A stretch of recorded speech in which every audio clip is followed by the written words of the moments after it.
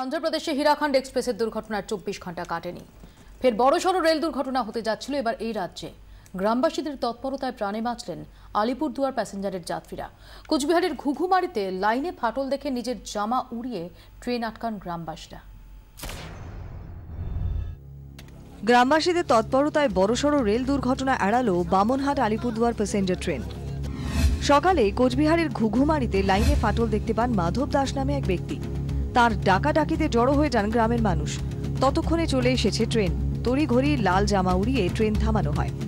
আমি রেল লাইনটা ফাটা দেখি, দেখাতে আরেকবার হাতে দেখছি, দেখানোর পরে যখন একটু ভয় পাইছি তখন যা দাদাকে যা বলছি, দাদা এমন ঘটনা রেল লাইন ফাটছে। দাদা কয় দেখি চুল কত ফাটছে। তখন দাদা বলে আসে দেখি যখন পুরো ফাইটে গেছে তখন দাদা কয় ট্রেন থামে দিলাম। ট্রেন থামে দিলে পরে যদি ক্যাচার কিছু হয় আমাদের, পরে দৌড়ে দাদা যায় জামা খুলে দাঁড়াইছি। ড্রাইভার আস্তে আস্তে স্লো করছে। রেল কর্মীদের কাছে খবর ছিল না, ট্রেন চলছিল নিজের গতিতেই। ভাগ্যিস মাধব দাস ফাটল দেখতে পান, নয়তো ফের ঘটতে পারত বড়সড় দুর্ঘটনা। ট্রেন থামার পর ড্রাইভার খবর দেন কাছের রেল স্টেশনে। কর্মীরা এসে লাইন মেরামতির কাজ শুরু করেন। ব্যুরো রিপোর্ট 24 ঘন্টা।